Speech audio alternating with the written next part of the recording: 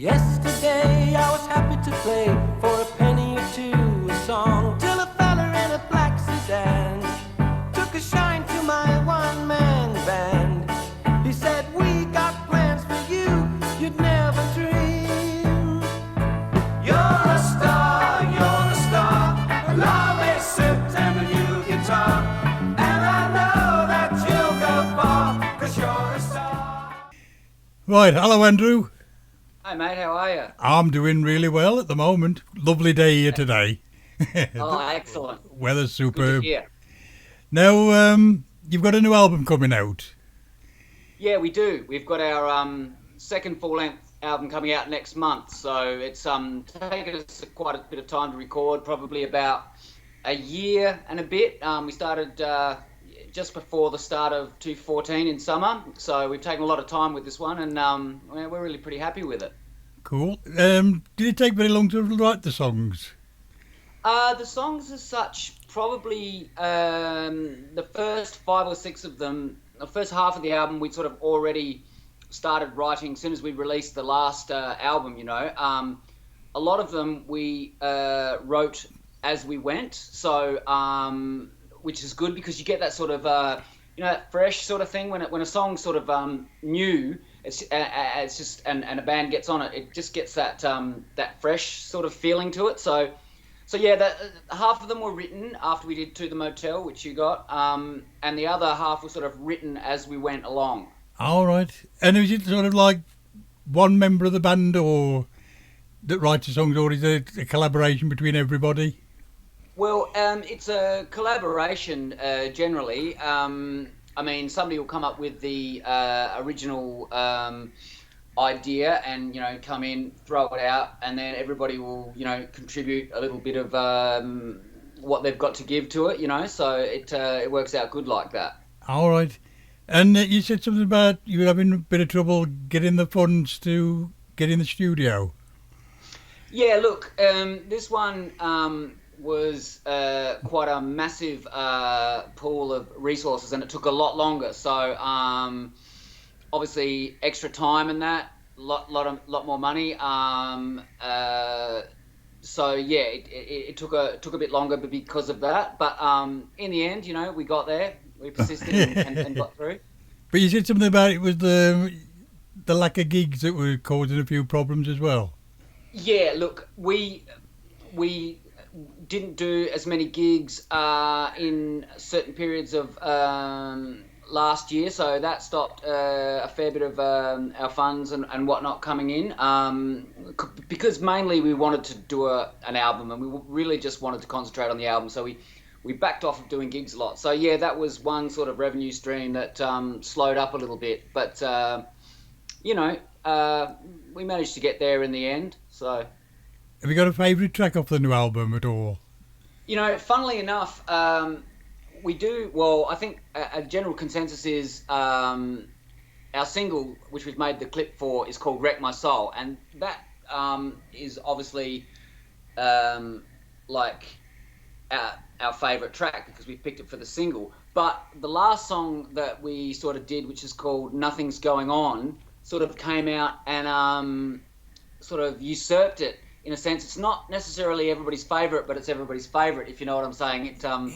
It was the last song we wrote, and I went in and did the vocals, I don't know, maybe 6-7 weeks ago, and just for some reason came up with this excellent goddamn chorus, And so we named the album Nothing's Going On, even though the single is Wreck My Soul. So I would assume that that's probably everybody's favourite sort of song on the track, Yeah. On the album. I'm looking forward to hearing it, to be honest. You like it. I know your taste, and you will probably like it a lot because we used a lot of very organic processes to write it with.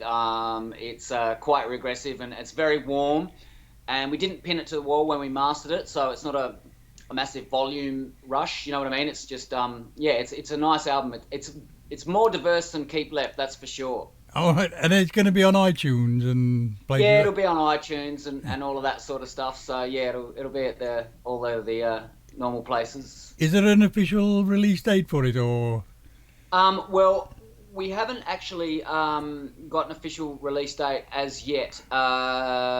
We've sent it off to be mastered. We got Don Bartley to master it. I don't know whether you're familiar with that name, but he's done a lot of good albums. And he's, really trick at doing, what he does, and has been doing it for 4 decades. So, and we've got it back. We're happy with everything. And so I think next week we send them off, the CDs off to be pressed, and we've got the artwork and all that sort of stuff done. And so we're probably looking at around mid-June, I would say. It'll be ready to go out and be distributed and all that sort of thing. Great stuff.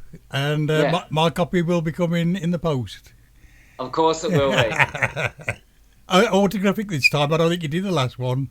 I'll sign it, yeah. I'll definitely sign it. Right, that'd be great. It's worth something one day.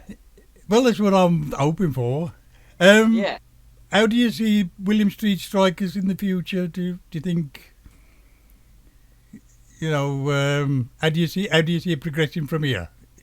Well, okay, from here, what we want to do is we really just want to, now that we've got this album, I mean, this is our second full-length release album and our 5th release in 8 years. So we've got enough of a backlog of material now that this album should carry us for a while. We've got stacks of songs and we get airplay all over the joint and all that sort of stuff. So what we want to do now is, and this was the plan, is to hit it hard gig-wise. We won't need to be back in the studio anytime soon in the next 18 months, 2 years. This should carry us for a while. So we really just want to get out and play, because we're a good live band, and just sort of get out and hit it that way. That's the sort of thinking amongst us. Cool. And try and get to the UK if you can. Yeah, well, it'd be good to come over and play over there. Especially up your way. But there's no news from a big label or anything. Nothing like that on the horizon. No news from a big label. It's really disappointing. I was looking to retire, and we're all doing that. but yeah, no. I mean, I think as we've talked about on occasion before, big labels are signing less and less really now, aren't they? It's sort of mainly the stuff that'll sell units, and probably more package sort of stuff that might last 12 months and then off, you know what I'm saying? So yeah. We have discussed that in the past, haven't we? Yes. The modern music, how it does all seem to be the same thing over and over and over. Look, they're looking for a sure thing. I mean, the industry's run, whereas the big labels were started by music aficionados and lovers, now they started to be run by accountants in the 70s, and it generally got worse and worse. So it's a numbers game for them. So, if you want to do your own thing and not, ascribe to a formula or something like that, well, yeah, it's pretty hard to get a deal, There is one small group of kids over here that they actually got in the charts without any radio play at all, without any TV interviews. They did it all through social media. Well, do you remember what they were called? Oh no, it was Ward or something like that. It was something with a W anyway. I can't remember the name of the band. We had a band here that did that a few years ago as well. Oh God, and there you go. I can't even think of their name. I think it was around when the MySpace was around. That goes to show you, doesn't it? Like they were huge for a while because they just had stacks of, and they got without any sort of help. But yeah, you wonder the longevity of that sort of thing as well, Yeah. But look, some people have done it, so don't knock it, I guess. But I've noticed with sort of social media, it doesn't always work out. Numbers, you can have like great big numbers following you on Twitter, but they ain't buying the records. Numbers mean jack, really, on those sort of things. I mean, a lot of those numbers are inflated. They're bought.